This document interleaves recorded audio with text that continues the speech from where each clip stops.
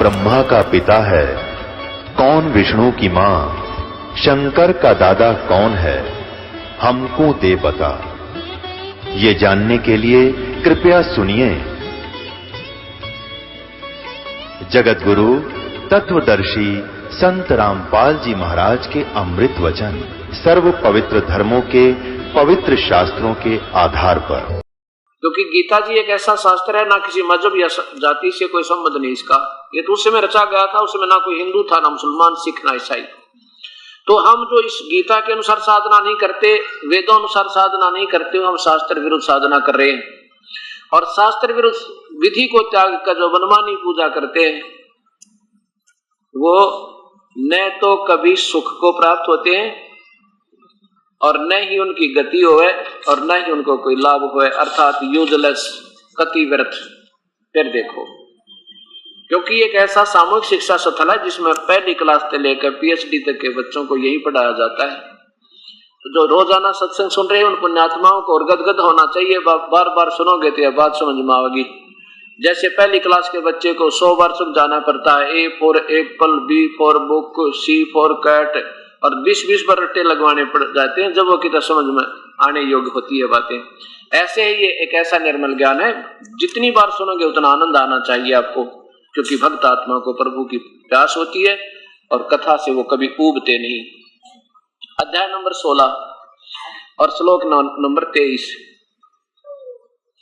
जो व्यक्ति, जो पुरुष, जो साधक शास्त्र विधि को त्याग कहे, मनमाना आचरण करते हैं, मनमाने मंत्र बना लिए, मनमाने धोक पूजा कर ली, मनमाने तीर्था पर चक्कर लाने लगे, कहते हैं वो मनमाना आचरण करते हैं, वह न सिद्धि को प्राप्त होते हैं, न परम गति को और न सुख को।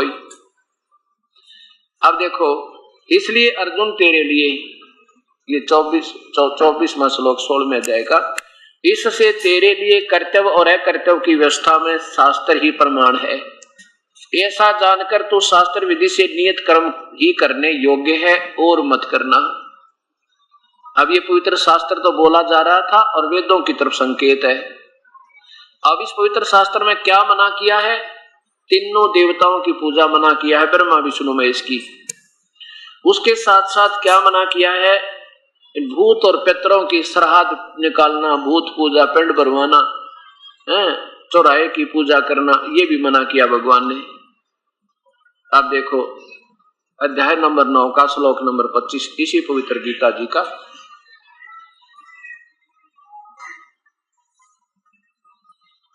श्लोक नंबर 25 में स्पष्ट किया है कि देवताओं के पूजने वाले देवताओं को प्राप्त होते हैं, पितरों के, ये श्राद्ध निकालने वाले पितरों के पूजने वाले पितर बन जाते हैं भूत। पितर भी सुपीरियर क्वालिटी के भूत होते हैं, यानी इन आम भूत तो थोड़ी सी अच्छी तगड़ी क्वालिटी इनकी अच्छी इंप्रूव्ड है, लेकिन है ये भी भूत। पितर यानी श्राद्ध निकालने वाले पितर बन जाते हैं, पितरों को पूजने वाले पितरों को प्राप्त होते हैं। और भूत पूजने वाले, ये पिंड भरवाना, इनके महीने 8, 13 छठ सातम मनाना, ये जो कहते हैं ये भूत पूजने वाले, चौराहे की पूजा और फिर उनके कपड़े देना, उनके उस तरह की जो पूजाएं हैं, ये भूत पूजाएं हैं, भूतों को प्राप्त होते हैं। और मेरा पूजन करने वाले भक्त मुझे ही प्राप्त होते हैं, मेरा पूजन करने वाले मुझे ही प्राप्त होते हैं। अब क्या सिद्ध कर दिया कि जो श्राद्ध निकालते हैं वो भूत पूजा यानी पितृ पूजा है, और जो श्राद्ध निकालते हैं तो वो आने वाले समय में वो श्राद्ध निकालने वाले भी पितृ बन जाते हैं। यही कारण रहा कि हमारे को अभी तक हमारे पूर्वजों को शास्त्र के विरुद्ध साधना करवाई जाती रही। वो भोली आत्मा थी और उनको भाव कर देते थे कि आपका पिताजी, मुझे वो गुरु लोग बकाया करते, आपका पिताजी दिखाई दिया था मुझे और उसके पास कपड़े नहीं, 5 कपड़े दो उसके, 5 कपड़े खुश होकर देते, पिताजी को कपड़े मिलने चाहिए, पहनते गुरुजी और बहाना पितरों का। तो ये सब बनावटी बातें बनाएगी। तो क्या कहा है कि जो श्राद्ध निकालते हैं ना, जो ये गलत पूजा है, गीता मना करती है हमारी पवित्र शास्त्र। तो ऐसा हम कर रहे हैं तो प्रभु का आदेश तोड़कर हम फिर उसका दुख उठा रहे हैं। और पिंड भरवाना, फिर वो फूल उठा कर ले जाना, फिर उसके गया जी में पहुंचना कि तो भंडारे ले जाना, ये सब भूतों की पूजा, चौराहे की पूजा, किसी बार मड़ी बना के पूजा करना किसी देव की, तो ये भूत पूजा होती है। इसको क्या बताया है कि देवताओं के पूजने वाले देवताओं के पास जाएंगे, जैसे विष्णु जी का उपासक विष्णु लोक में, शिव का उपासक शिव लोक में, ब्रह्मा का उपासक ब्रह्मा के लोक में, और अपनी खा के मड़ाई पुनों की फिर नरक में, और फिर पशु बनेगा 84 में, कुत्ता गधा बने। और फिर क्या बताते हैं, पितरों के पूजने वाले पितरों के पास ले जाएंगे, वो पितर बन जाएंगे। अब हमारे पूर्वज शास्त्र विरुद्ध साधना करके सारे पितर बने, और फिर उनकी हमने पूजा करी, हमारे माता पिता ने करी, फिर माता पिता भी पितर बने, फिर हम शुरू हो गए थे, हम भी पितर बनने थे। अब इसलिए गीता विरुद्ध साधना करके हम अपना हानि उठा रहे हैं, लाभ कति नहीं। क्योंकि अभी बताया कि जो शास्त्र विधि को त्याग कर जो मनमाना आचरण करते हैं उनको परम सिद्धि होती है, ना कोई परम गति ना कोई सुख हो है। अब ये पितरों की पूजा, श्राद्ध निकालना कहां से प्रारंभ हुआ? इन पितरों के संकेत तय, पितरों के आदेश तय, या किसी ऋषि आदि के कहने तक हमने वो शुरू कर दिए, जबकि भगवान का आदेश नहीं है। जैसे किसी व्यक्ति का, गांव में एक व्यक्ति का दोस्त SHO था, थानेदार, और उस व्यक्ति ने अपने दोस्त से कहा कि मेरा एक पड़ोसी है, मुझे बहुत तंग कर रहा है, नाक में दम कर रखा है उसने, रोज परेशान करता है, शराब पी कर गाली देता है, कभी कुछ करता है, तो क्या इलाज करूं? SHO बोला कि मार लठ सिर में, माफ देख लूंगा। बोला 2 मार लठ उसके, माफ देख लूंगा। अब थानेदार की पाक ठाड़, SHO का पाक सहारा, उसने जाकर अपने पड़ोसी का लठ मारा, मारते मर गया। तो वो एक दोस्त थानेदार उसका हथकड़ी लगा के लाया, अंदर कर दिया, ठाके फांसी टूट गया। ये आदेश किसका था? एक व्यक्ति विशेष का आदेश था, लेकिन राजा का आदेश नहीं था। हमने राजा का आदेश मानना है, किसी व्यक्ति विशेष का आदेश यानी किसी अधिकारी विशेष का हमने आदेश नहीं मानना। अगर वो संविधान के विरुद्ध है तो चाहे वो कुछ भी सर पटके, तो इसी प्रकार जैसे ही दास आपको दिखाएगा एक मार्कंडेय पुराण, जिसमें क्या लिखा है? मार्कंडेय पुराण में एक रुचि नाम का ऋषि है, और उसने शादी भी नहीं कराई, वेदों को पढ़ा, वेदों अनुसार अपनी साधना, शास्त्र अनुकूल साधना कर रहा था, ओम नाम का जाप जपे था। और उसने सोचा भाई क्यों खाम का पंगे में पा दिया, ना शादी करवाता, मैं तो अपनी भक्ति करके बेड़ा पार करवाऊंगा। जब हो गया वो 40 वर्ष की उम्र का, इसमें लिखा है कि उसके 4 पीढ़ी के पितर बने हुए, वो पितर दिखाई दिए, पिताजी, दादा, परदादा और फिर तीसरा दादा। और वो कहने लगे बेटा रुचि, तूने शादी क्यों नहीं कराई? तू शादी करा, शादी करवा के फिर हमारे जो है ना श्राद्ध निकाल। अब रुचि ऋषि कहता है पितामहो, इस पिंड यानी श्राद्ध आदि निकालने को, यानी पितरों की पूजा को, इस कर्म कांड को वेदों में मना किया है और मूर्खों की पूजा बताया है, फिर आप क्यों मुझे इस गलत काम में लगा रहे हो? और इस बात को पितर भी मानते हैं कि बेटा ये बात तेरी सही है कि वेद में इस तरह श्राद्ध निकालने को अविद्या कहा है, यानी मूर्खता कहा है। फिर भी का क्या तात्पर्य? अडगम सडगम अपनी अटकल लड़ा के फिर भी कहा है ऐसा है वैसा है, पितर ये कर देते हैं, पितर वो कर देते हैं, पितर पुत्र दे देते हैं, पितर आप भूखे मरे नो मेरे श्राद्ध निकाल, बताओ पितर के दे देते हैं। जब गीता में वेद मना करते हैं, स्वयं स्वीकार करते हैं वो पितर, और स्वयं भूत बन गए और बेटे को और परेशान मजबूर कर रहे हैं। अब देखो आपके सामने ये पवित्र शास्त्र, ये मार्कंडेय पुराण गीता प्रेस गोरखपुर से प्रकाशित है, कल्याण कार्यालय गीता प्रेस गोरखपुर। और इसके यहां देखो 237 पृष्ठ पे, या नीचे देखो, पितर बोले बेटा, विवाह स्वर्ग और अपवर्ग का हेतु होने के कारण एक पुण्य कर्म होता है, उसे तुमने क्यों नहीं किया, यानी विवाह क्यों नहीं किया। गृहस्थ पुरुष समस्त देवताओं, पितरों, ऋषियों और अतिथियों की पूजा करके पुण्य में लोगों को प्राप्त होते हैं, मुक्ति नहीं, पुण्य में लोगों को, और फिर वहां के अपने कर्म बिगाड़ कर फिर नरक में जाते हैं। न्यूना लिखा गया वह सवधा के उच्चारण से देवताओं को, सभा के उच्चारण से देवताओं को, सवधा शब्द से पितरों से को तथा अन्नदान आदि देवों को, आदि से भूत आदि प्राणियों के एवं अतिथियों से को उनका भाग समर्पित करते हैं। अब देखो फिर लिखा है कि श्राद्ध आदि निकालना, श्राद्ध पितरों को, अन्न आदि से पितरों का ये श्राद्ध आदि निकालना। तो यहां फिर क्या लिखा है, रुचि ने कहा पितृगणों ये सारे दुख रोवे है कि ऐसा नहीं होना चाहिए था। फिर यहां देखो, अब ये पितर देखो, इनके चारों पितर दिखाई देते हैं, पिता भी, दादा भी, परदादा भी और चौथा दादा भी। ये चारों कह रहे हैं कि बेटा तो ब्याह कर ले और शादी करवा के अपना हमारे श्राद्ध निकाल। रुचि कहता पितामहो, ये देखो अब ज्यादा ना बता के आप पढ़ सकते हो। रुचि ने पूछा पितामहो वेद में कर्म को अविद्या कहा गया है, फिर क्यों आप लोग मुझे उस मार्ग में लगाते हो। रोता हुआ कह रहा रुचि। और फिर पितर बोले यह सत्य है कि कर्म को यानी श्राद्ध श्रुद्ध निकालना, भूतों की पूजा अविद्या ही कहा गया है, इसमें तनिक भी मिथ्या नहीं है। फिर क्या रह गया, फिर आगे फिर भी इतना तो निश्चित है कि उस विद्या की प्राप्ति में कर्म ही कारण है, फलाना है, तगड़म है। ये तो अपने इनके अपने आदेश है और भगवान का आदेश वेद है, उसके विरुद्ध कर रहे हैं तो थानेदार वाला लठ है, बस फिर तो दुख है, दुख उठेंगे। ये भी पितर बनेंगे, बने हुए हैं, और ये बेटा भी पितर बनवाओगे, बनवा दिया। अब चार भूत दिख जा, पिछले तो कालजा पाट जा आदमी का। रुचि बोला ठीक है जैसे कहोगे न्याय कर लूंगा मैं। तो भगवान का आदेश तोड़वा दिया उन्होंने, अपने वंशजों को भी ले डूबे। आप तो गलत साधना करके पितर बन गए और साथ में ये पोड़ी आत्मा जो ठीक रास्ते पकड़ रहा था वो भी डबो लिया गया साथ में।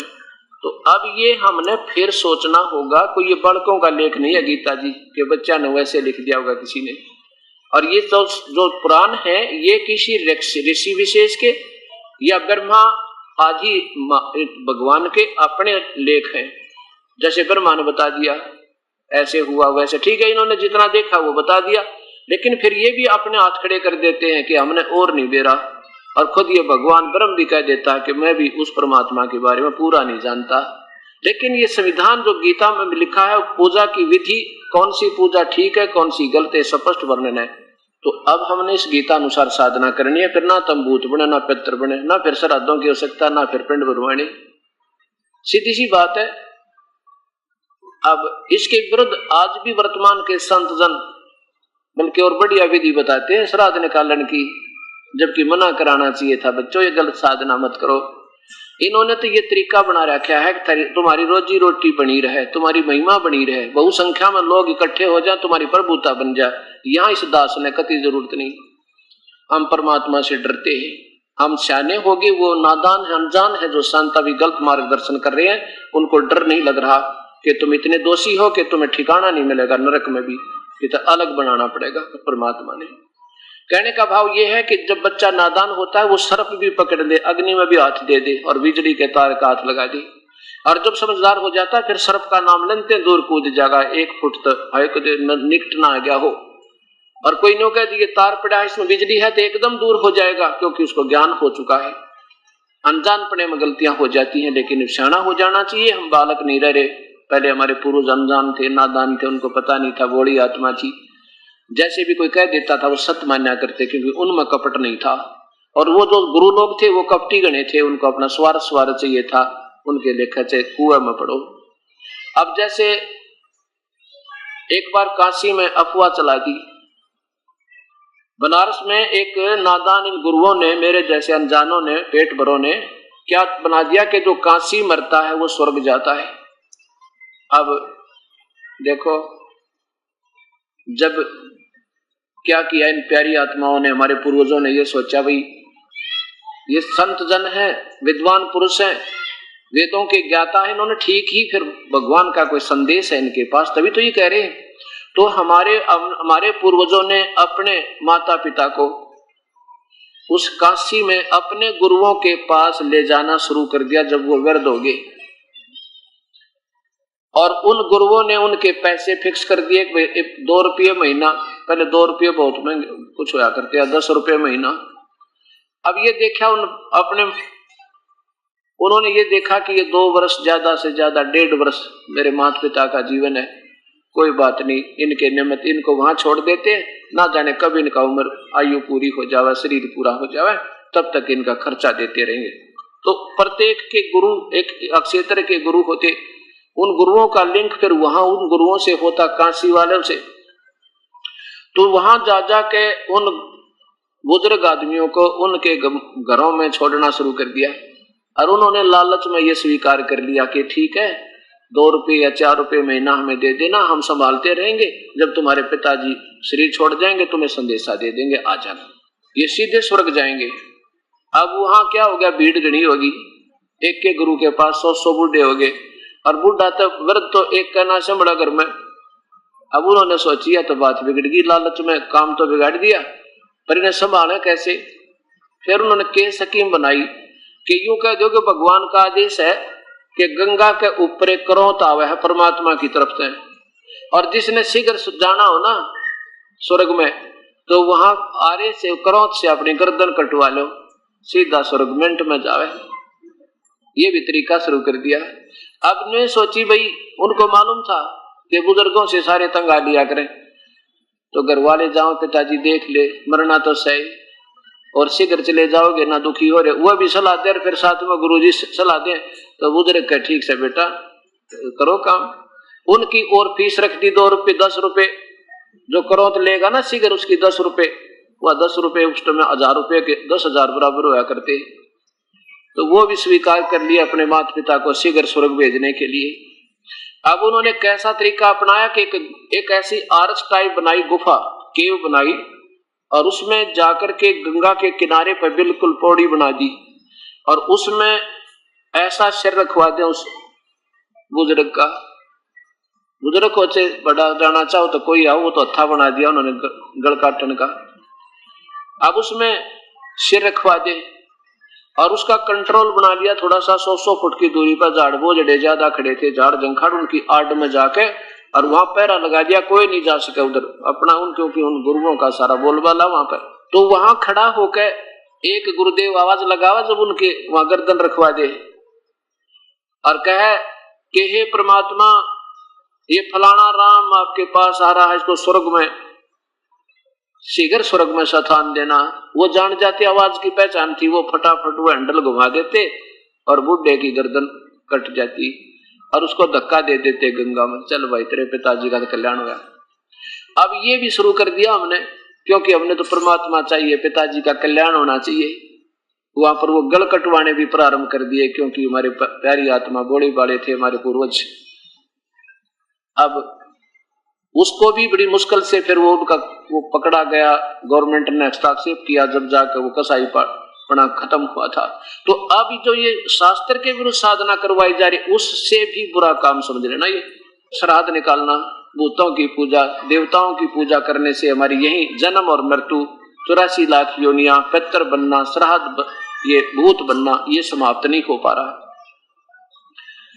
तो कहने का भाव ये है कि अब हमने किसकी पूजा करनी है, वो परमात्मा कौन है और कैसा है।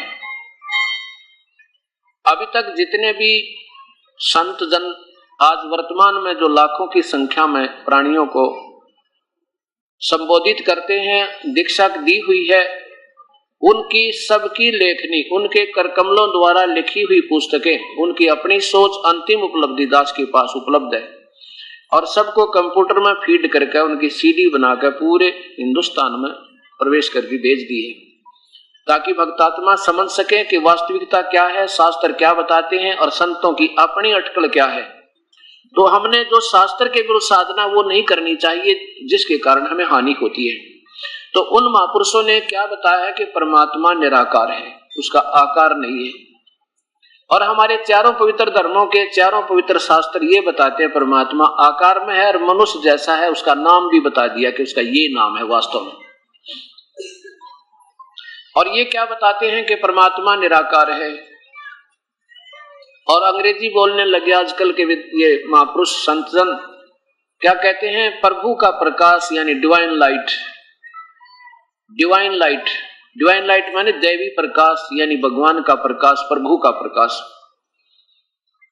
और फिर इनसे कोई पूछता है तो परमात्मा है कैसा, ये कहते हैं परमात्मा तो निराकार है, आकार रहित है, केवल प्रकाश दिखाई देता है और केवल एक धुन सुनाई देती है, यही उसका स्वरूप है, यही उसकी अंतिम उपलब्धि, समाधि की भक्ति की अंतिम उपलब्धि है, प्रकाश का दिखाई देना और केवल ये नाद सुनाई देना। अब विचार करना, जैसे कोई ट्यूबलाइट कहे ट्यूबलाइट, और फिर उससे पूछे कि ट्यूब कैसा है, तो वो कहे कि ट्यूब तो निराकार है, लाइट हमने देखा, अंधे ने कुछ नहीं देखा, वो तो बकवाद करे। अब अगर देखा होता, प्रकाश भी देखा होता तो बताता ट्यूब लाइट है, ट्यूब का लाइट है, ट्यूब का प्रकाश है। और ट्यूब कैसा है, एक सफेद सफेद डंडा सा होता है और उसमें से प्रकाश निकल रहा था, वो ऐसे बताता। अगर उसने देखा होता, ट्यूब भी देखा होता, यानी प्रभु देखा होता तो प्रभु का प्रकाश बताता है, और प्रभु निराकार नहीं बताता, वो अनजान, क्योंकि उसकी कोई उपलब्धि नहीं, वो तो सुनी सुनाई व्याख्या एक दूसरे की सुन के करे। अब जैसे मून लाइट कहते हैं अंग्रेजी में, चंद्रमा की रोशनी, मून लाइट, और सनलाइट कहते हैं सूर्य की रोशनी। अब कोई रात्रि में ये कहे कि मैंने चंद्रमा की रोशनी देखी, बड़ी जगमग जगमग हो रही थी, बहुत ही सुहाना मौसम था, क्या बात, बड़ी चांदनी छिटकी हुई थी। और कोई से पूछा भी मून कैसा है, वो चंद्रमा कैसा है, वो कहे चंद्रमा तो है ही नहीं, वो तो दिखाई नहीं देता, अंधा है वो, उसने कुछ ना देखा, सुनी सुनाई कहे किसी दूसरे की, और उसकी सुनकर और अंधा शुरू कर दिया, उसकी सुनकर दूसरे अंधे ने, उसकी सुनकर तीसरे अंधे ने, एक अंधा दूसरे अंधे की व्याख्या सुनकर आप कहते फिर कि भगवान निराकार है, यानी वो चंद्रमा दिखाई नहीं देता। अब बताओ, सूर्य के बिना रोशनी कैसी, प्रभु बिना प्रकाश किसा, बिल्कुल नहीं हो सकता, ये बनावटी बात है। अब क्या है, एक शेख फरीद नाम के एक मुसलमान, धर्म में जन्म था उस प्यारी आत्मा का। देखो, थोड़ा सा हमने अपनी बुद्धि को ऊंचा करना थोड़ा सा, क्योंकि हमने अब लोकवेद के आधार पर हम इतने आधारित हो गए। हिंदू तो अपनी क्रिया और अपने ही अभी वर्तमान के सब सिस्टम को सर्वोच्च मान रहे, सर्वोच्च मानते, और मुसलमान भाई अपने वर्तमान के सारी क्रिया को सबसे उत्तम मानते, और सिख अपने वर्तमान के क्रियाक्रम को सबसे उत्तम मान रहे हैं, और ईसाई अपने वर्तमान की जितनी भी पूजा उनको उत्तम मानकर कर रहे हैं। ये सोचना चाहिए कि हम पहले एक थे, ना हिंदू था, ना मुसलमान, सिख, ना ईसाई। तो हमारे पूर्वज पहले ऋषि लोग थे, और वो सभी साधना, जो पुण्यात्मा चाहे किसी भी मजहब में है, उनको आज तड़प है परमात्मा की, वो डांटी नहीं डटती, वो कहीं ना कहीं तरफ में घूम रही है, कोई गुरुद्वारे में, कोई चर्च में, कोई मंदिर में, कोई मस्जिद में, कोई व्रत में, कोई रोजों में, कोई नमाज में, यानी अपनी कोई नित नियम में, चाहे गीता जी के नित पाठ में, अपने को वो लगाए रखा है, क्योंकि उन पर रुका नहीं जा सकता। उनका स्वभाव पिछले संस्कार से दबाव बना हुआ है, उनकी आस्था इतनी ज्यादा है। अब हमने ये से देखना पड़ेगा कि जब तक हम शास्त्र अनुकूल साधना नहीं करेंगे तो वो सारी व्यर्थ है। शेख फरीद का जन्म मुसलमान धर्म में हुआ, पहले सब ऋषि लोग थे ये, जिनकी आज भी तड़प प्रभु में है। और मुसलमान धर्म में क्या बताते हैं कि परमात्मा बेचून है, अल्लाह बेचून है, बेचून माने निराकार। और सिख धर्म में भगवान निराकार बतावे, तू ही एक निरंकार। और ईसाई धर्म में भगवान को निराकार बताएं, कहते हैं what is the form of God. तो ईसाई लोग कहते हैं गॉड इज फॉर्मलेस, परमात्मा का कोई अस्तित्व नहीं है, वो तो निराकार है। हिंदू पूछ लो, किसी ऋषि का शास्त्र उठा लो, कहते परमात्मा निराकार और केवल प्रकाश दिखाई दे और नाद सुनाई दे। ये इनकी अपनी सोच है। नहीं, अभी आपके सामने आएगा परमात्मा कैसा है। इससे सिद्ध होगा कि वर्तमान के जितने भी महापुरुष संत जन हैं वो सब सुनी सुनाई व्याख्या कर रहे हैं, उनकी कोई उपलब्धि नहीं। आप स्वयं फैसला कर लोगे। अब शेख फरीद को पता चला, पहले शेख फरीद अपने नमाज करता था, रोजे रखता था, और जैसा भी ईद बकरीद में वो मांस मीट भी खाता था बेचारा, जैसा ज्ञान था उसको, लेकिन फिर भी आत्मा संतुष्ट नहीं थी कि यह भक्ति सही है। एक दिन उसको एक सूफी संत मिला। उस सूफी संत के संबंध में वो काफी देर रहा, काफी दिन लगातार उसने संग किया, सत्संग किया। तो उसने बताया, बेटा केवल इन रोजे रखने और इस नमाज के कारण प्रभु नहीं मिला है, पर अल्लाह नहीं प्राप्त हो सकता। अल्लाह की प्राप्ति के लिए भाई कठिन प्रयत्न करना पड़ेगा बेटा, ये कोई बालका का खेल नहीं है कि वैसे भगवान मिल जाए। जैसा उनकी सोच थी उस महापुरुष की, और उस महापुरुष की काफी सिद्धियां थी, काफी सिद्धियों के कारण वो बड़ा उसकी प्रभुता थी, आम व्यक्ति उसके प्रभावित था। तो शेख फरीद ने सोचा अब वैसा महापुरुष है, सही बता रहा है, ठीक है। कहने लगे गुरुदेव फिर कैसे करूं भक्ति, आप मुझे दीक्षा दीजिए, मुझे शिक्षा दीजिए। तो गुरुदेव ने कहा, बेटा तप से प्रभु मिलेगा, यानी जितना कठिन साधना करेगा उतना ही प्रभु तेरे निकट आओगा। तो शेख फरीद ने गुरुदेव के बताए अनुसार साधना शुरू कर दी। बैठ कर तप किया, कभी खड़ा होकर तप किया, धूने लगा कर किया। फिर गुरुदेव का शरीर पूरा हो गया। फिर सोचा भी गुरुदेव ने जो ड्यूटी लाई है प्रभु पाने की, और जिसके लिए हमने सब कुछ त्याग दिया प्रभु प्राप्ति के लिए, और यही काम नहीं बना तो फिर क्या फायदा इस जीवन का। ऐसा सोचकर एक कुएं के ऊपर के वृक्ष की टहनी जा रही थी, उसमें रस्सा बांध के और नीचे लटक गया कुएं में। गहरा पानी था उसमें, बहुत गुना पहले 150 फुट की गहराई में पानी जल होता था। वो क्या करे कि सारा दिन उसमें लटक जाए और शाम सुबेरे बाहर आवे, थोड़ा सा अन्न खावे और फिर उल्टा लटक जावे। अब उसने जब देखा कि एक दिन वो बाहर आकर बैठा तो कौवे आकर बैठ गए। अब वो बाहर आकर बैठ गया, उसका शरीर इतना जीर्ण शीर्ण हो गया जैसे अस्थि पिंजर होया करे, क्योंकि 12 वर्ष में 1.25 मन अन्न खाया। 1.25 मन मीन 50 किलो 50 किलो अन्न, और 12 वर्ष में खाना। एवरेज निकाल के देखो रोजाना की कितनी पड़े है, 1 तोड़ा भी ना बनता, यानी 10 ग्राम भी नहीं बनता रोजाना का आहार उसका। और उसके कारण शरीर बहुत जीर्ण शीर्ण हो गया, और ऐसा बैठ गया, बाहर आकर सुस्तान लग गया। कवियों ने देखा ये आदमी मरा हुआ है, व्यक्ति है, इसकी आंख ने खा ले, शरीर में मांस तो है नहीं। जो ही कौवे माथे पर आकर बैठे, तब उसने देखा कि कौवे तेरी आंख निकाल लेंगे, और अल्लाह मिला नहीं। देख ये क्या बनी है परमात्मा, ये तो जीवन व्यर्थ हुआ मेरा।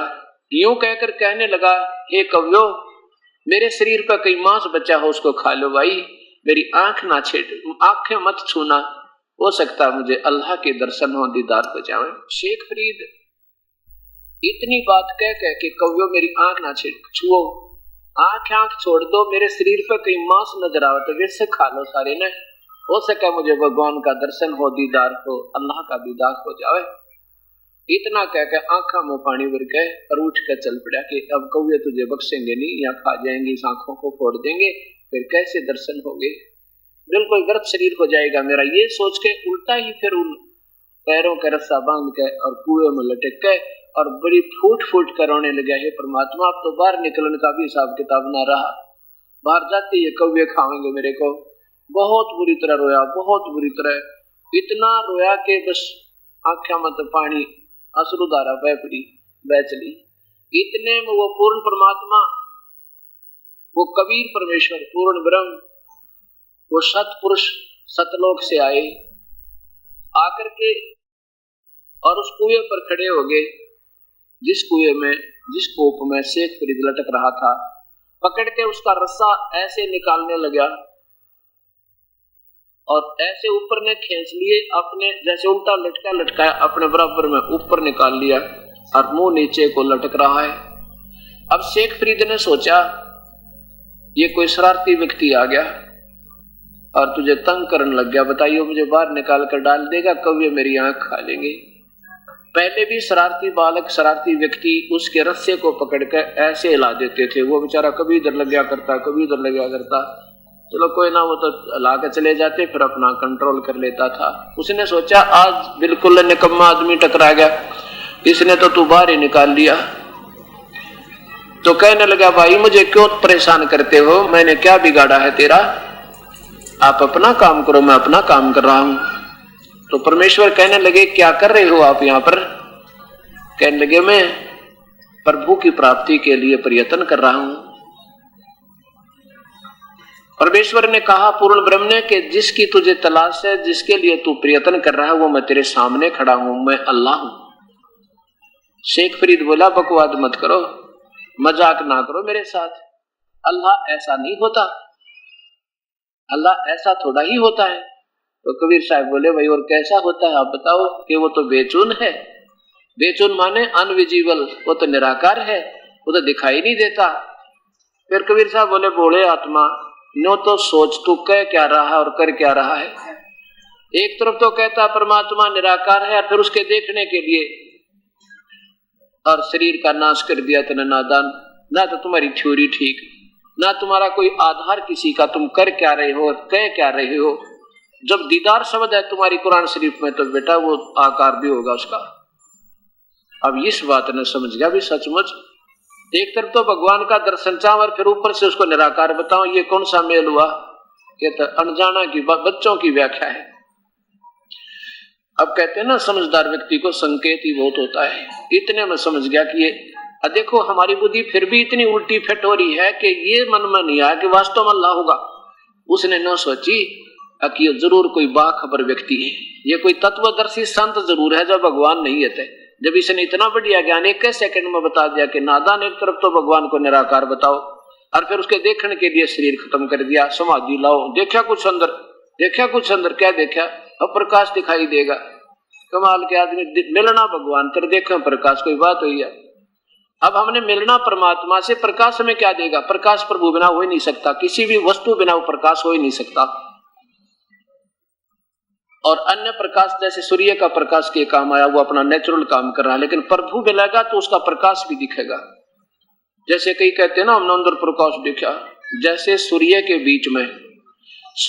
बीच में धुंध के बादल आ जाते हैं, धुंध, और सूर्य ऊपर होता है लेकिन उसका प्रकाश एज इट इज नहीं आता, जो उसका वास्तविक स्वरूप नहीं दिखता, पर उसमें से भी कुछ उसका रिफ्लेक्शन आ रहा है, तो उसको देख कर ये ब्रह्मांड में ये नादान आत्मा प्रभु की प्राप्ति पाने का अपना जीवन व्यर्थ करते हैं।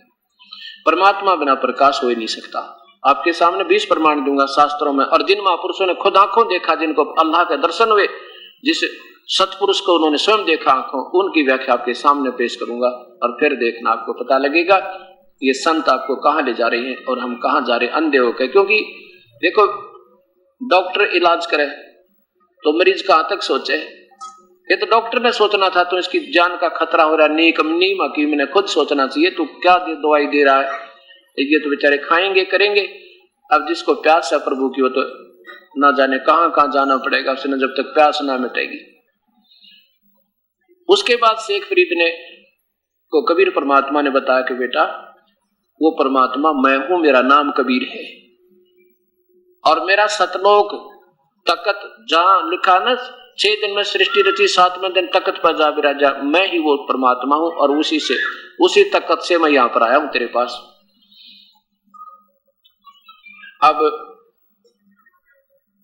शेख फरीद ने कहा कि प्रभु ठीक है, मेरा उद्धार करो, मेरा उपदेश दिया परमात्मा ने कि ऐसे शरीर को समाप्त करने, ऐसे शरीर के साथ क्या दोष द्वेष थोड़ा ही है, ऐसे बुरी तरह इसके साथ सलूक किया तूने। परमात्मा को पाना बहुत ही आसान है। नाम उठत नाम बैठत नाम सोत जागबे, नाम खाते नाम पीते नाम सेती लागबे। चाहे तो ब्रह्म की साधना करो, चाहे पर ब्रह्म की, चाहे पूर्ण बनिया सतपुरुष की, केवल नाम की कमाई से प्रभु की प्राप्ति होगी और कोई तरीका नहीं। कबीरा सुमरण सारे है और सकल जंजाल, आद अंत मद सो दिया दूजा देखा ख्याल। कहता हूँ कई जाते हूँ, सुनता है सबको, सुमरण से भला होवेगा, ना तो भला ना होवे। अब वर्तमान के जितने भी महापुरुष संत हैं, उनके किसी संत के पास से 1000 की संख्या में, किसी के पास से 200 की संख्या में, किसी के पास से 100 की संख्या में वो बुद्धिजीवी प्राणी सीडी को देखकर, सत्संग को सुनकर, पुस्तकों को पढ़कर वापस आए। उन्होंने फिर बताया कि मैं 20 वर्ष से था, एक कहता मैं 30 वर्ष से था, वो कहता मैं 25 वर्ष से था, आज तक हमने तक कुछ दिखा को नहीं। दिखा कि जब कुछ वस्तु होता दिखे, कहते गुरु बिन कहू न पाया ज्ञाना, जो थोथा बुछड़े किसाना, थोथे बड़ो सुने कुटन तक के पावा। प्रयत्न तो घना होता है पर आउटपुट कुछ नहीं। अब चारों पवित्र धर्मों के पवित्र शास्त्रों में आपको प्रमाण देंगे परमात्मा आकार में है, मनुष्य जैसा है और उसी के शरीर से तेज निकल रहा है। उस पूर्ण परमात्मा का शरीर इतना तेजों में है कि एक रोमकूप में करोड़ सूर्य मिला दे, करोड़ चंद्रमा, और उनकी भी रोशनी एक रोमकूप के से फीकी पड़े, इतना तेज उस कबीर परमेश्वर पूर्ण ब्रह्म के अंदर उनके तख्त के ऊपर बैठे हैं, वहां है। और जब वो परमेश्वर यहाँ आते हैं तो उस ओरिजिनल शरीर के ऊपर एक ओवरकोट और बनाकर अपना इस हल्के तेज पुंज का, जैसे 100 वाट का बल्ब है उसके ऊपर गहरे रंग की पॉलीथिन चढ़ा दे सफेद, उसका 10% प्रकाश भी बाहर दिखाई ना दे, जबकि 100 वाट के बल्ब का बहुत ज्यादा ना उसे। ऐसे वो परमात्मा जो कहते हैं उसके ऊपर एक ओवरकोट और पहन का आता है, क्योंकि उतना तेज को हम देख नहीं सकते इन आंखों से। और फिर अपनी लीला करके जाता है। तो वही कबीर परमेश्वर हजरत मोहम्मद को मिले थे आके, हजरत मोहम्मद को वही अल्लाह मिले थे आकर के, और उनको सतलोक भी लेकर गए थे। लेकिन उस समय तक हजरत मोहम्मद जी के यहाँ अनुयायी बहुत हो गए थे, और उस समय तक वो जैसे आज इन संतों के साथ बनी हुई है, सामने सत्य तो सामने आ जाएगी, लेकिन अभी स्वीकार नहीं कर सकते क्योंकि इनके लाखों अनुयायी हो गए। ये सत्य को स्वयं भी नहीं मान सकते कि वास्तव में सत्य यही है। लेकिन अब में और पहले में बहुत अंतर है। अब सभी बुद्धिजीवी भक्त आत्मा ये शास्त्र देखेंगे और फिर अपना विधिवत साधना करेंगे। हमने परमात्मा चाहिए, किसी संत विशेष या व्यक्ति विशेष से हमारा कोई लगाव नहीं होना चाहिए। ये 2 दिन का संपर्क है, कल शरीर छूट जाएगा, कोई साथ ना जाकर गलत साधना की होगी तो हमारे साथ हमारे भक्तिहीनता ही जाएगी, और सत साधना करेंगे तो हमारे साथ हमारे शुभ कर्म साथ जाएंगे। सबसे पहले आपको कुरान पवित्र बाइबल दिखाऊंगा। अब देखो भक्तात्माओं, इस अधूरे ज्ञान के आधार पर हम इतने अनजान हो गए। जब ये दास ने जगह जगह जाकर के सत्संग किया, हर संसार पहले तो आस्था पे चला, आस्था वाले जो वो बेचारे मजबूर हो गए, कहने लगे जी अगर ये हम सत्संग चलाएंगे तो बाकी संतों ने कह दिया कि हम वो अपने वापस ले लेंगे, हम नहीं देंगे आपको अपना कार्यक्रम, तो मेरी मजबूरी होगी, रोजी रोटी मेरी तो इन्हीं के सारे चल रही है, मैं आपका प्रोग्राम नहीं चला सकता। हमने ये भी कह दिया तो मुंह मांगे पैसे ले लेते ना जितने चाहिए, पर एक भाई समाज तक जान दे सच्चाई ने, पर वो बेचारा मजबूर होकर मना कर दिया, कोई बात नहीं। फिर परमात्मा ने प्रेरणा दी कि जन जन को जाकर पहले हम इन प्यारी आत्माओं के सामने ये पेश करें, जो कि तो एक बार ये बुद्धिजीवी समाज एक समझ गया ना, हजारा न समझा देगा घर जा जाकर। ये इतना निर्मल और स्वच्छ और बिल्कुल प्रमाणित ज्ञान है, और वही हो रहा है लाखों की संख्या में। अभी 1-1.5 साल के अंदर पुण्यात्मा जाग गई है, और पहले तो स्वाभाविक जिनको घर घर जाके समझाया था वो तो पहले हमारे साथ हैं ही। तो हमने अब आपके सामने ये चारों पवित्र शास्त्रों मजहबों के पवित्र जो पुस्तकों के माध्यम से आपके सामने ये सत्य पेश की जाएगी। सबसे पहले पवित्र बाइबल देखिएगा। हमारे अपने चारों पवित्र धर्मों के पवित्र मूल शास्त्र जो बिल्कुल सही बताते हैं, लेकिन इनको ना समझने के कारण हर एक धर्म के अपनी सोच वाले जो व्यक्ति संत जन वो इसके विरुद्ध बताते हैं। और यही बात अब प्रमाणित करनी है कि सत्य कौन सा और असत्य कौन सा। देखिए पवित्र बाइबल,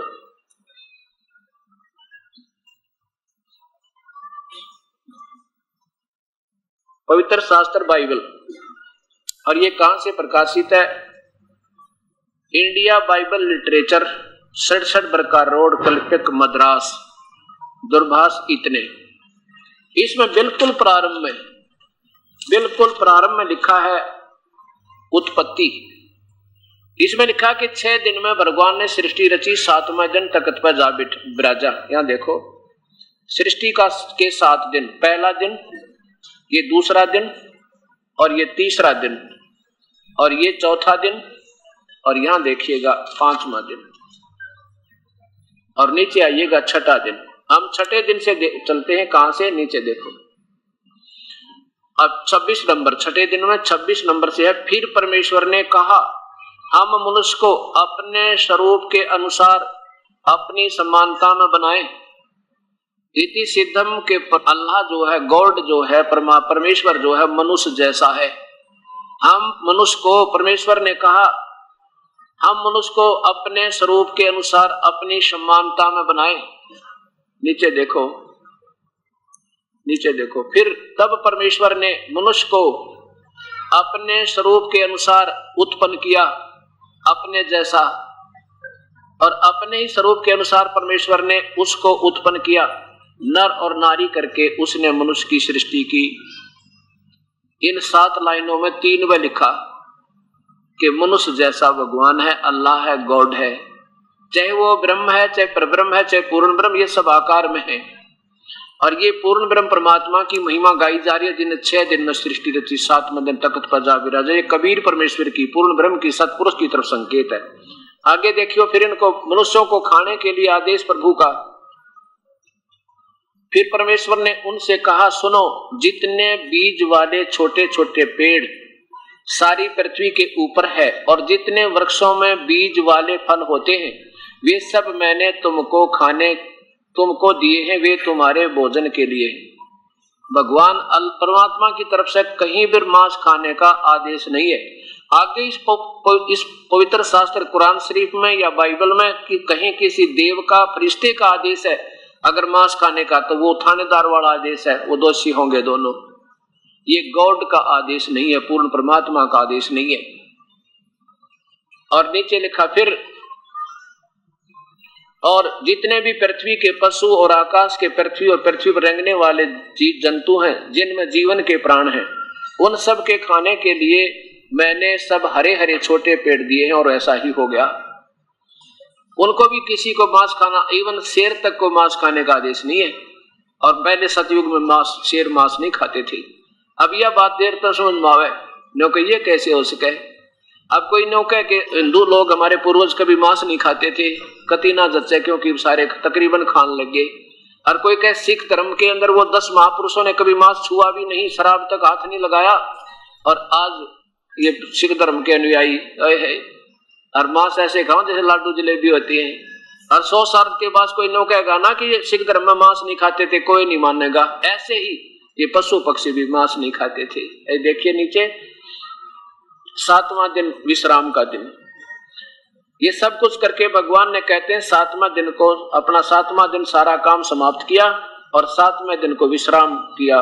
फिर परमेश्वर ने 7वें दिन को आशीष दी कि वो पवित्र ठहराया, क्योंकि उसमें उसने अपनी सारी सृष्टि के कार्य को विश्राम किया। अब 6 दिन में सृष्टि रच गए और 7वें दिन परमात्मा ने विश्राम किया, यानी जाग पहुंचा जहां पर वो रहता था। अब इसमें नाम नहीं दिखा। अपवित्र कुरान शरीफ इस नाम का प्रमाण देगी कि वो परमात्मा कौन है, जिसने 6 दिन में सृष्टि की, 7वें दिन तख्त पर जा बैठा। अब देखिएगा, बाबा आदम से ईसाई और मुसलमान धर्म के जितने भी जो व्यक्ति हैं, वो बाबा आदम को अपना पूर्वज मानते हैं। बाबा आदम कौन थे? ये ऋषभ देव जी थे। ऋषभ देव जी कौन थे? जो जैन धर्म के सबसे पहले पर्वत थे। क्योंकि ये हमारे ऋषि, हमारे पूर्वज जो संत आत्मा, भक्त आत्मा जो भी थे, वो अभी वही चल रही हैं आत्माएं, क्योंकि उनको पूर्ण मार्ग ना मिलने से जन्म और मृत्यु इनकी मिटी नहीं।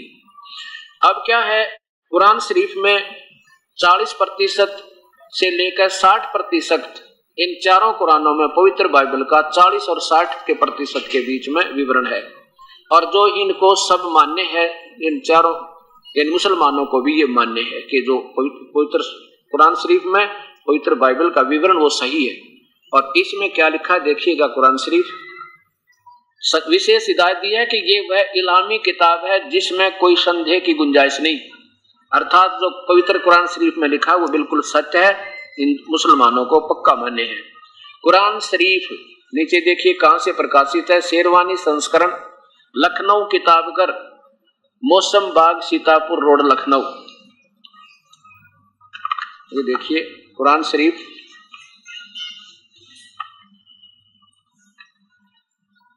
शेरवानी संस्करण प्रकाशक है, लखनऊ किताबघर, मौसम बाग, सीतापुर रोड, लखनऊ से प्रकाशित है।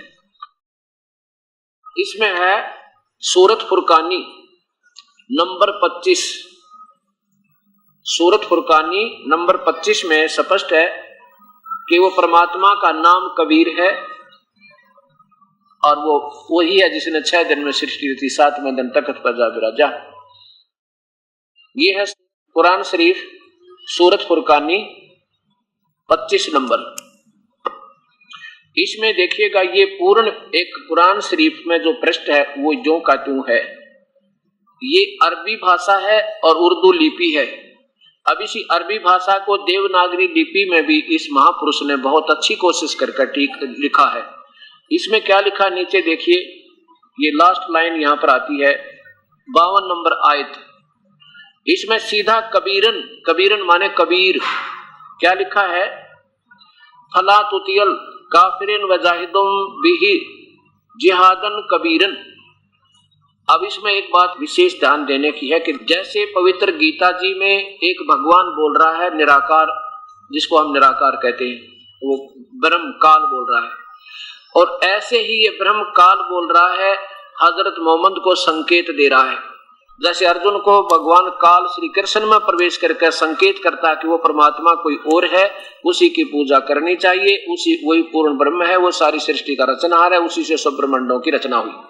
ऐसे ही यानी जिसको अर्जुन अपना भगवान मानने था वो भगवान किसी और भगवान की तरफ संकेत करता है। ऐसे ही हजरत मोहम्मद को उसका खुदा, जिसको हजरत मोहम्मद अपना अल्लाह मानता है, वो संकेत आदेश देता, कभी आकाशवाणी करके और कभी किसी व्यक्ति विशेष में प्रवेश करके, किसी पुजारी में या किसी फरिश्ते में, तो वो संकेत कर रहा है कि वो परमात्मा और है और उसी ने 6 दिन में सृष्टि रची, उसी वो पूर्ण परमात्मा है, उसका नाम कबीर है।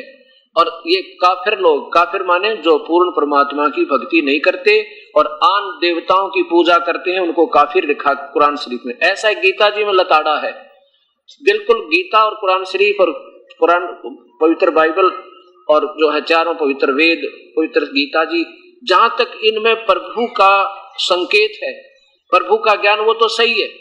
और बाद में जो अपने हिसाब की अटकलें देवों ने लगाई है वो अपने लेवल की अलग है, वो न्यारी दिखाई दे। तो इसमें क्या बताया है कि ये हजरत मोहम्मद को उसका खुदा कह रहा कि हे मोहम्मद, मैं जो तुझे बता रहा हूं मेरी बातों पर विश्वास रखना और इन काफिरों का क्या मत मानना जो कबीर को भगवान नहीं मानते। वो कहेंगे कबीर परमात्मा नहीं है, तो उनकी बातों में आके और उनका अनुयायी मत बनना, यानी सतमार्ग को त्याग मत देना। उसका इसका अर्थ ये बताया है, इसने हिंदी भी किया है जितना इसकी समझ में आई इस महापुरुष ने। अब देखो सूरत फुरकानी 25 और नीचे वो, अब ये 52 नंबर आयत है, 52 से 59 में बिल्कुल क्लियर हो जाएगा, स्पष्ट हो जाएगा आपको कि ये वेद और गीता, ये कुरान और गीता एक बात बतावें। ये क्या लिखा है, जहादन कबीरन, इसका अर्थ क्या दिया है कि ए पैगंबर, यानी हजरत मोहम्मद का खुदा बोल रहा है, तो ए पैगंबर तुम काफिरों का कहा न मानना। ये हिंदी किया इस महापुरुष ने जिसने कुरान शरीफ का अनुवाद किया है।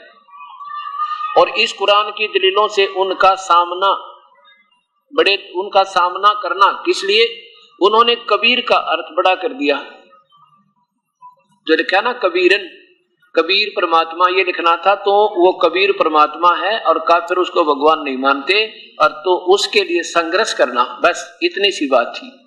अभी इसी प्रकार हिंदी वेदों के ज्ञाताओं ने जहां कबीर नाम लिखा उसका अर्थ कर दिया, जबकि लिखना था वो कबीर है बस, और वो मूल संस्कृत बिल्कुल सही। अब देखना आगे देखना कितनी स्पष्ट है, 52 से लेकर 59 तक स्पष्ट होता है। यहां देखो ये आ गया 58 नंबर में,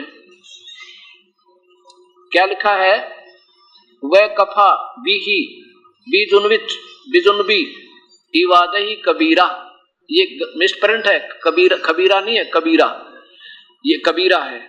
अब क्या लिखा है कि वो परमात्मा कबीर ही पूजा के योग्य है। इवादई, इवादत माने पूजा और इवादई माने पूजा के योग्य, पूजा के योग्य कबीर ही परमेश्वर है और कोई भगवान है ही नहीं। आगे देखो बिही, ये है अरहमानू, और फसल बिही खबीरन, ये कबीरन है, ये मिसप्रिंट है सारा, ये कबीर है। इसमें अर्थ ये देखो, इन्हीं के द्वारा इसका अर्थ देखो। फिर यहाँ पर इस महापुरुष ने आप हिंदी भी किया है, बहुत अच्छा प्रयत्न किया इन्होंने। और क्या बताया कि वो कबीर परमात्मा वही है, और वो वही है जिसने दो दरियाओं को मिला चला, यानी अपनी शक्तितें नीचे खारा फिर मीठा पानी, फिर कितना खारा कितना मीठा, दो सतहों में चालू कर रखा है। उसी परमात्मा की रजा है। कबीर परमेश्वर ने सारे ब्रह्मांड रचे। और पानी मीठा और प्यास बुझाने वाला है, एक खारी कड़वा, और दोनों को एक आड़ मजबूत रोक बना दी। और वही है जिसने पानी की बूंद से आदमी को पैदा किया, नर नारी बनाए, जिसने मनुष्य पैदा किया, फिर उसको साहिबे नसब यानी किसी का बेटा बेटी आदि बना दिया, ससुराल वाला बहू दामाद बनाया। और तुम्हारा परवरदिगार हे हजरत मोहम्मद तेरा खुदा, जिसको हजरत अपना भगवान मानना, अल्लाह मानना, वो अल्लाह कह रहा है कि और भगवान है कोई। तुम्हारा परवरदिगार हर चीज करने में आसानी से शक्तिमान है। और काफिर अल्लाह के सिवा ऐसों को पूजते हैं जो न उनको नफा पहुंचा सकते हैं और न उनको नुकसान, यानी देवी देवता न पूजे, ये ना पैदा दे ना हानि कर सकते, सूखे डरो तुम इन पे पहुंचा सकते। और काफिर तो अपने परवरदिगार से पीठ दिए हुए हैं, यानी जैसे एक साध्य सब सदा, सब साध्य सब जा, यानी देवताओं की पूजा करते हैं और पूर्ण परमात्मा को छोड़ रखा है। मूल को नहीं पूज रहे हैं, टहनियों को पूज रहे हैं, मुंह मोड़े हैं। और ए पैगंबर हमने भेजने वाला अल्लाह कह रहा है, जिसने हजरत मोहम्मद को पैदा किया, भेज दिया, अवतार किया, हमने तुमको खुशखबरी सुनाने और सिर्फ अजाब से डराने के लिए भेजा है। इन लोगों से कहो कि मैं तुमसे इस अल्लाह के हुक्म का पर मजदूरी नहीं मांगता, हाँ जो चाहे अपने परवरदिगार तक पहुंचने की राह इख्तियार कर ले। और ए पैगंबर देखो कितना प्यारी बात कही है, हजरत मोहम्मद का खुदा कह रहा है ए पैगंबर उस जिंदा, क्योंकि ये कबीर परमेश्वर जिंदा महात्मा के रूप में आकर मिलता है। ऐसे ही गुरु नानक देव जी को मिले, ऐसे ही गरीबदास जी को मिले, ऐसे धर्मदास जी को मिले, ऐसे ही मुल्कदास जी को मिले, ऐसे दादू जी को मिले, ऐसे ही वो रामानंद जी को मिले। जिंदा महात्मा होता है मुसलमानों में एक लंबे से काले से टोप का चोटे का टोप और कोट एक काला ही पहन के एक ऊपर से नीचे तक चोला, उसको जिंदा महात्मा कर। इन्होंने अर्थ कर दिया जिंदा का, चैतन्य नहीं। उस जिंदा जो तुझे जिंदा रूप में महात्मा आकर मिला था, पर भरोसा रखो जो कभी मरने वाला नहीं है, अर्थात अविनाशी है। और उसकी तारीफ के साथ उसकी पाकी बयान करते रहो, उसकी महिमा गाओ। और अपने बंदों के गुनाहों से वो काफी खबरदार है, अर्थात वो पाप कर्मों को काट देता है। आगे देखो 58 में जिसने आसमानों और जमीन, ये चीज बहुत ध्यान से देखने की ये लाइन, जिसने आसमानों और जमीन और उसके जो कुछ उनके बीच में है सबको 6 दिन में पैदा किया, फिर तख्त पर जा विराजा, वह अल्लाह बड़ा। अब इन्होंने उस कबीरा शब्द था ना, उसका बड़ा अर्थ कर दिया। वो लिखना था वो अल्लाह कबीर, बस सारी बात ठीक हो जाती। वो अल्लाह कबीर, ये अल्लाह अकबर जो कहते हैं ये अल्लाह कबीर है। अल्लाह अकबर, अल्लाह कबीर, अल्लाह अकबर, जैसे स्थान को अस्थान बोल देते हैं हम, ऐसे ये अल्लाह कबीर है। वो अल्लाह बड़ा, इन कबीर का शब्द बड़ा अर्थ कर दिया। वो अल्लाह देखो रहमान है, वो कबीर रहमान है जो बड़ी, तो उसकी खबर गीता जी के 4th अध्याय के 34वें श्लोक का यों का त्यों अर्थ है। तो उसकी खबर किसी बाखबर यानी तत्वदर्शी संत से, इल्म वाले से पूछ देखो, मैं नहीं जानता। कुरान शरीफ बोलने वाला खुदा कह रहा है कि मैं उस पूर्ण परमात्मा के बारे में नहीं जानता जिसने 6 दिन में सृष्टि रची, 7वें दिन तख्त पर जा विराजा। और उसकी खबर किसी वह अल्लाह कबीर है, और उसकी खबर किसी बाखबर यानी तत्वदर्शी संत से, उसकी खबर फिर देखो। तो उसकी खबर यानी उसके बारे में पूर्ण जानकारी किसी बाखबर माने वेल नोन तत्वदर्शी संत से, इल्म वाले से पूछ देखो। अब इसमें नाम बता दिया कि कबीर है उसका नाम, और वो मनुष्य जैसा है, और 6 दिन में सृष्टि रची, 7वां दिन तख्त पर जा विराजा। इन दोनों पवित्र शास्त्रों ने ये प्रमाण कर दिया कि परमात्मा कबीर है, वो मनुष्य जैसा है। अब 2 धर्म तो फारिग हो गए, स्पष्ट हुआ कि परमात्मा आकार है और ये सब निराकार बतावे। अब हिंदू धर्म को लेते हैं। वैसे तो जो पवित्र शास्त्र हिंदू को मान्य हैं वो किसी मजहब जाति के नहीं है, फिर भी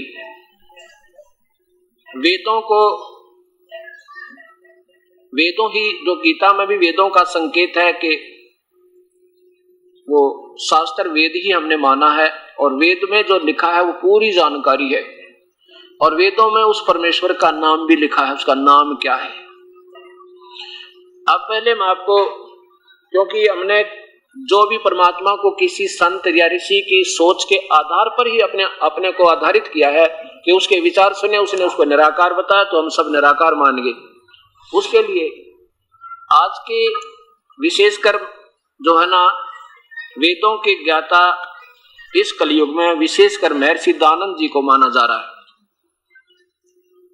और ये देखिएगा, क्योंकि ये उपनिषद है। उपनिषद क्या होते हैं कि जिस महापुरुष ने जैसे भी अपनी सारे जीवन की उपलब्धि हुई और जैसा भगवान को जाना समझा उसकी एक शास्त्र बना दिया, इसलिए कि सारे वेदों को कोई पढ़ नहीं सके, और मैंने निष्कर्ष निकाल दिया, इस पर आश्रित हो जाना ये सत्य है। अब देखिए सत्यार प्रकाश है, महर्षि दानंद सरस्वती स्वामी विरचित वैदिक पुस्तकालय दानंद आश्रम केसरगंज अजमेर। यहां से फिर देखिए इसका आज सत्यार्थ प्रकाश है, महर्षि दानंद सरस्वती स्वामी विरचित वैदिक पुस्तकालय दानंद आश्रम केसरगंज अजमेर। अब ये क्या कहते हैं महापुरुष कि जहां पर अग्नि शब्द हो वेदों में उसको परमात्मा मानना चाहिए, और ये ब्रह्म को भगवान पूर्ण मानते हैं। ये प्रथम समोल्लास, ऊपर देखिए प्रथम समोल्लास, और पृष्ठ नंबर इसके 18 पे, नीचे देखना इधर ये 19 पे। ओम आदि नाम सार्थक हैं, जैसे ओम खम आदि आदि। ओम आकाशवत व्यापक होने से खम सबसे बड़ा होने से ईश्वर का नाम ब्रह्म है। ये ब्रह्म को सर्वशक्तिमान मानकर चले हैं, जबकि इससे ऊपर 2 शक्ति और है, परब्रह्म और पूर्ण ब्रह्म। इन्होंने ब्रह्म को ईश्वर माना है, परमेश्वर माना है। आगे देखो, अब यहां देखिएगा अग्नि शब्द, यहां इधर देखिए ये प्रश्न नंबर 20 पे प्रथम समोल्लास। अब यहां देखिएगा कि महर्षि जी कह रहे हैं कि स्व प्रकाश होने से परमात्मा स्वयं प्रकाशित है। स्वयं प्रकाशित है तो परमात्मा का आकार है, उसी से प्रकाश निकला। स्व प्रकाश होने से अग्नि, विज्ञान स्वरूप होने से मनु, और सबका पालन करने से प्रजापति, परमेश्वरवान होने से इंद्र, सबका जीवन मूल होने से प्राण, निरंतर व्यापक होने से परमेश्वर का नाम ब्रह्म है। ये ब्रह्म तक ही सीमित है। और सर्वत्र व्यापक होने से विष्णु, दुष्टों का संहार करने से रुद्र, मंगलमय सबका सुखदायी होने से आदि आदि। अच्छा नीचे देखो, फिर यहाँ ये अग्नि नाम ईश्वर का मानते हैं। ये यहाँ देखो अग्नि, ये देखो यहाँ है अग इण गतार्थक धातु हैं, इनसे अग्नि शब्द सिद्ध होता है। और यहाँ देखो जो अग्नि शब्द के बारे में जानकारी, जो ज्ञान स्वरूप, सर्वज्ञ, जानने और प्राप्ति होने और पूजा करने योग्य है, इससे परमेश्वर का नाम अग्नि है। अब इस अग्नि शब्द को याद रखना, ये 22 पे है और 21 पे आप पढ़ के आए हो। ये एक ऊपर देखो 21 पे नीचे आपने देखा कि इससे जो ज्ञान स्वरूप सर्वज्ञ जानने प्राप्त होने और पूजा करने योग्य है, इससे परमेश्वर, ये 22 पकड़ देखो, क्योंकि ये बहुत उलझा हुआ ज्ञान है। ये 22 पृष्ठ पे परमेश्वर का नाम अग्नि है। स्पष्ट हो गया कि जहां वेद में अग्नि शब्द मिले उसको परमेश्वर शब्द समझना। वैसे तो अग्नि का नाम आग तो सबने बेरा, आग, अग्नि माने आग, लेकिन संत जन भावार्थक शब्द बताया करते हैं ऋषिजन। जहां अग्नि शब्द है उसको परमेश्वर, वेद में जहां अग्नि शब्द लिखा है उसको परमेश्वर समझना, और उसके लिए स्वयं भी। अब इसमें महर्षि दानंद जी ने यजुर्वेद पूरा और ऋग्वेद का आधा अनुवाद किया है। अब जब इन्होंने सबसे पहले ऋग्वेद का जो प्रारंभ किया तो सबसे पहले विशिष्ट एक टिप्पणी दी है कि जहां पर अग्नि शब्द हो उसको परमात्मा का नाम समझें। जहां अग्नि शब्द लिखा हो ना उसको समझो ये परमेश्वर है। ऋग्वेद प्रथम मंडल, महर्षि दानंद सरस्वती। और ये कहां से छपी है ये पुस्तक? सार्वदेशिक आर्य प्रतिनिधि सभा 3/5 महर्षि दानंद भवन, रामलीला मैदान, नई दिल्ली से। अब इसमें सबसे पहले जहां से प्रारंभ करते हैं अपने प्रथम मंडल को, ये देखो ऋग्वेद मंडल नंबर प्रथम मंडल, प्रथम ये देखो अग्नि शब्द से प्रारंभ होता है। ये अग्नि माने परमेश्वर, इन्होंने स्वयं टिप्पणी दी है। अब देखो इसमें वैसे तो इन्होंने शुरू में ही, या नीचे आओ, या देखो यहां अग्नि शब्द के 2 अर्थ करने में प्रमाण है।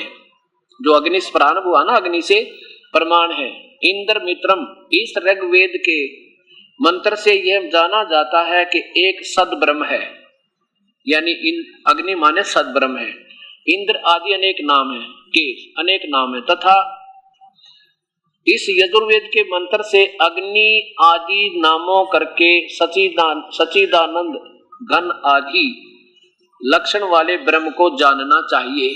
जहां पर अग्नि शब्द लिखा है उसको परमात्मा मानना चाहिए कि परमेश्वर है, उसका अर्थ परमेश्वर समझना। आगे देखो नीचे,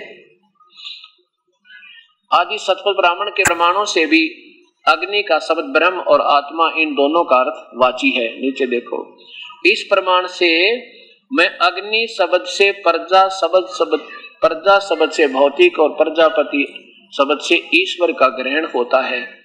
नीचे आओ फिर, अग्नि और इस वर्त का परमेश्वर पति परमेश्वर है। इससे इस ऋग्वेद के प्रमाण से ज्ञान वाले तथा सर्वज्ञ प्रकाश करने वाले विशेषण से अग्नि शब्द करके ईश्वर का ग्रहण होता है। अग्नि माने भगवान, अग्नि माने प्रभु, अग्नि माने जहां अग्नि शब्द हो वेद में तो प्रभु मानना चाहिए। और स्वयं भी ये जब आगे करते हैं इसी में टीका देखो, ये 2 नंबर में, या नीचे देखो, अग्नि माने परमेश्वर, अपनी कर कमलों से स्वयं लिखते अग्नि माने परमेश्वर। और नीचे देखो,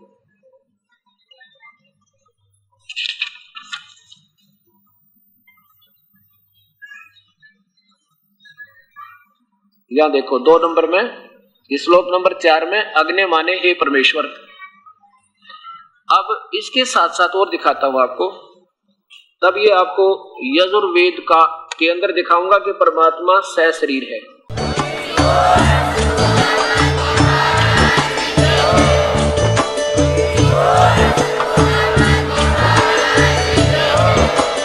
आप सुन रहे थे जगत गुरु तत्वदर्शी संत रामपाल जी महाराज जी के मंगल प्रवचन। अधिक जानकारी के लिए विजिट कीजिए हमारी वेबसाइट www.jagatgururampalji.org। संत रामपाल जी महाराज जी के शुभ आशीर्वाद से पूरे विश्व भर में 500 से भी ज्यादा नाम दीक्षा केंद्र हैं, जिन पर संत रामपाल जी महाराज जी द्वारा ऑनलाइन निशुल्क नाम दीक्षा दी जा रही है। अपने नजदीकी नाम दीक्षा केंद्र का पता करने के लिए संपर्क करें 8222880541।